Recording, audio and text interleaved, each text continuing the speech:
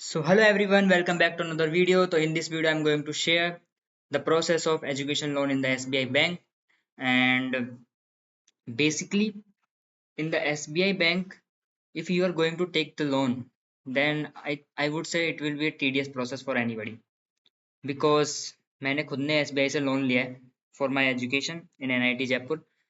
And अब मैं आपको इसके इनसाइट्स शेयर करूंगा. बेसिकली मैं एक ऐसी वीडियो बनाने वाला हूँ जो अभी तक यूट्यूब की हिस्ट्री में जनरली अवेलेबल नहीं है, क्योंकि जब मैं खुद एजुकेशन लोन के लिए यूट्यूब वीडियो सर्च कर रहा था तो जनरली जो वीडियोस मुझे अवेलेबल हुई थी, जितनी डेप्थ में मैं आपको बताने वाला हूँ उतनी इन्फॉर्मेशन आपको जहाँ तक कि कोई कोई भी नहीं देगा, क्योंकि मैंने रिसेंटली ही लोन अपना सक्सेसफुली पास करवाया है और उसके अंदर जो मुझे टाइम लगा था वो 1 से 1.5 महीने के आसपास का टाइम लगा था.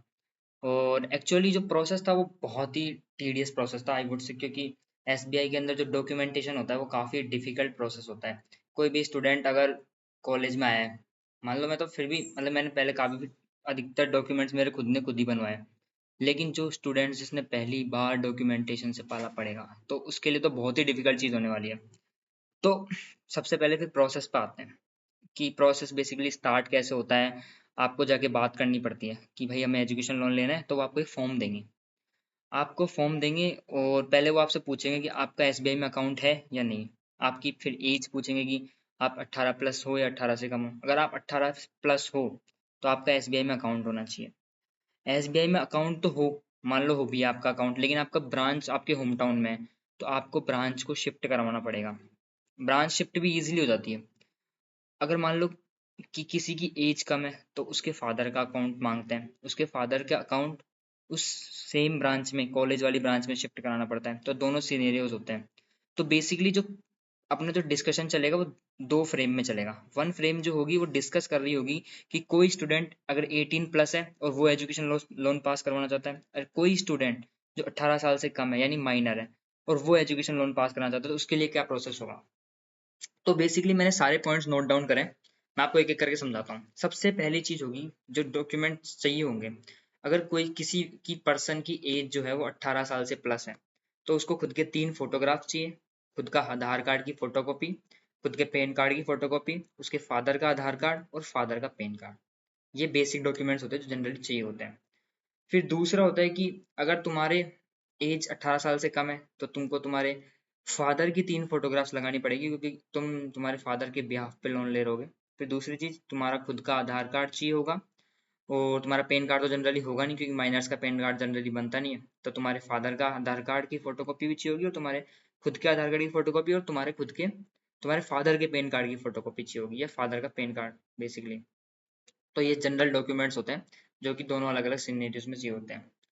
अब जो कुछ बेसिक डॉक्यूमेंट्स होते हैं सबको चाहिए होते हैं. सबसे पहले आपकी फी रिसिप्ट, हॉस्टल की, और उसके अलावा ट्यूशन की. हॉस्टल की फी रिसिप्ट जो है वो हॉस्टल ऑफिस से साइन होनी चाहिए, वहां से आपको मिलेगी. कि ऐसा होता है कि हम नोटिस जो आता है कि आपकी हॉस्टल की फीस इतनी, वेबसाइट से डाउनलोड कर लेते हैं. मैंने भी ऐसा ही किया था. फिर मैं गया बैंक में तो उन्होंने बोला हॉस्टल ऑफिस से साइन करवा के लाओ. तो वो मेरे लिए बेसिकली क्या हो गया, चक्कर काटने वाला काम हो गया था कि कभी मैं उधर जा रहा हूँ, कभी मैं इधर जा रहा हूँ. फिर एक डॉक्यूमेंट और होता है कि fee structure of institution fees. तुमको इंस्टीट्यूशन फीस का फी स्ट्रक्चर भी जमा कराना पड़ेगा. फिर एक डॉक्यूमेंट होता है इनकम सर्टिफिकेट, सबसे इंपॉर्टेंट डॉक्यूमेंट. इसके अंदर जनरली बच्चे फंसते हैं, क्योंकि क्या होता है, राजस्थान स्टेट के अंदर क्या होता है, इनकम सर्टिफिकेट फिजिकली बनता है जो कि वेरीफाइड होता है तहसीलदार के द्वारा, या फिर तहसीलदार से कोई अपर क्लास का ऑफिसर होता. तो बेसिकली प्रॉब्लम क्या आती है कि जनरली बच्चे क्या करते हैं कि नोटरी वाला इनकम सर्टिफिकेट बनवाते हैं. मैंने भी ये बनवाया था, क्योंकि तहसीलदार से इनकम सर्टिफिकेट बनाने का जनरली कल्चर होता नहीं है, क्योंकि जो अधिकतर काम होते हैं ना बाकी सारे डॉक्यूमेंट्स के अंदर, वो नोटरी वाले या वकील द्वारा, वकील जो बनाता है उसके द्वारा चल जाता है काम. लेकिन प्रॉब्लम कहाँ आती है, जब यहाँ पे आके बोलते हैं तहसीलदार वाला बनवाओ. तो फिर मैंने तहसीलदार वाला इनकम सर्टिफिकेट बनवाया, फिर मैंने उसको मंगवाया, तब जाके मेरा प्रोसेस आगे बढ़ा. तो ये सारे डॉक्यूमेंट्स तुमने फॉर्म फिल करते वक्त जमा करा दिए, सब काम हो गया ऑलमोस्ट. अब तुम सोचोगे कि यार मुझे लोन मिल जाएगा, कोई टेंशन वाली बात तो है नहीं. लेकिन अब असली कहानी शुरू होती है. वो बोलेंगे कि एक काम करो, अपने पेरेंट्स को बुलाना. तो मैं मेरी कहानी शेयर करता हूँ. मैंने मेरे पेरेंट्स को बुला तो लिया, लेकिन उन्होंने ये भी नहीं बताया कि अभी और डॉक्यूमेंट्स चाहिए. उन्होंने बोला कि एक काम करो कि 3 एफिडेविट्स और बनवा के लाओ. अब जनरली मेरी कॉलेज से एफिडेविट बनवाने का जो रास्ता था 3 से 4 किलोमीटर दूर था.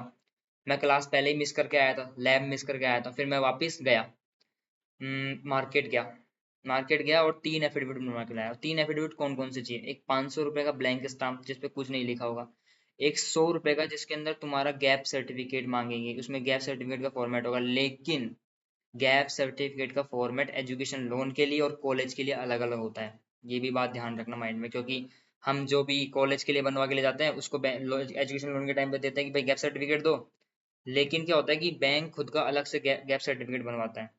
फिर एक 50 रुपए का स्टाम्प पे एक फॉर्मेट होता है, वो भी वो खुद दे रहे होते हैं। अब तुमने ये सब चीजें जमा करवा दी, फिर वो तुम्हारे एक इतने बड़े सारे मोटे पेज देंगे जिनके अंदर तुम्हारे साइन करवाएंगे, पहले साइड में तुम्हारे पापा के साइन करवाएंगे, तो दोनों के जब साइन हो जाएंगे तब जाके तुम्हारा लोन का डॉक्यूमेंट प्रोसेस होगा। डॉक्यूमेंट प्रोसेस होने के बाद तुमको 4 से 5 दिन लगेंगे तुम्हारे अकाउंट में पैसे आने में। तो ये ओवरऑल ये जो प्रोसेस मैंने बताया, कम से कम इसको होने में 1 महीने का टाइम लगता है। जब तुम फॉर्म जमा कराते हो उसके बाद से 15 से 20 दिन लगते हैं, तुमको कॉल आएगा, तुमको तुम्हारे पेरेंट्स को बुलाना पड़ेगा, वो उनके सिग्नेचर होंगे, उसके बाद भी टाइम लगता है, तब जाके तुम्हारे बैंक में पैसा आता है। अब इसके अंदर एक और मेरे साथ एक घटना हुई थी बहुत खतरनाक, कि मैंने लैपटॉप ले लिया था 15 दिन पहले, और मैंने मेरे एजुकेशन लोन के अंदर डाला था कि मुझे 75,000 लैपटॉप के लिए चाहिए, और मैंने टोटल 5,70,000 का लोन के लिए अप्लाई किया था। तो हुआ क्या, मैंने ले लिया 63,000 का लैपटॉप। लैपटॉप ले तो लिया, लेकिन उसकी जो डेट थी वो 4 सितंबर थी, और मेरा एजुकेशन लोन पास होता 18 सितंबर को। तो अब बैंक वाला बोलता है कि तुमने एजुकेशन लोन के लिए अप्लाई किया, अब एजुकेशन लोन के सैंक्शन होने की डेट के बाद का ही लैपटॉप का बिल चलेगा। फिर मैं वापस गया, मुझे बोला कि दोबारा बिल बनवा के ला, दूसरा दूसरा बन जाएगा, डेट चेंज हो जाएगी। फिर मैं डेट चेंज करवाने गया, जहाँ पे मैंने ऑफलाइन स्टोर से लैपटॉप लिया था, पहले तो चेंज उन्होंने बोला कि नहीं होगा। भाई मेरा दिमाग खराब हो गया, मैंने कि भाई क्या करें। तो फिर मैंने वापस से क्या करा कि मैंने वापस रिक्वेस्ट की, सर कर दो प्लीज़, क्योंकि मेरे को एजुकेशन लोन लेना है और इसके लिए मुझे चाहिए। तो उन्होंने फिर मुझे क्या बोला कि चलो कर देते हैं। फिर उन्होंने मेरा काम किया, उसके बाद मैं उसको लाके जमा कराया। चलो वो तो ठीक है, सब चीज़ हो गई। कि लैपटॉप का भी लफड़ा सोल्व हो गया, लेकिन एक लफड़ा और, कि मैंने 5,70,000 के लोन के लिए अप्लाई किया था, लेकिन जो मुझे लोन सेक्शन हुआ वो 4,60,000 का हुआ। तो हमेशा ध्यान रखना, तब भी तुम एजुकेशन लोन के लिए अप्लाई कर रहे हो तो 1 लाख ज्यादा बताना किसी भी कंडीशन में, क्योंकि 1 लाख रुपए कम सैंक्शन होता है लोन, 1 लाख 10,000 के आसपास रुपए कम सैंक्शन होता है। मेरा एक फ्रेंड है, उसने 12,93,000 के लोन के लिए अप्लाई किया, तो उसका 11 लाख के आसपास, या फिर 11 लाख 15 या 16,000 के आसपास उसका लोन पास हुआ था। तो जनरली जो लोन होगा ना वो तुम्हारा 1-1.5 लाख रुपए कम पास होगा।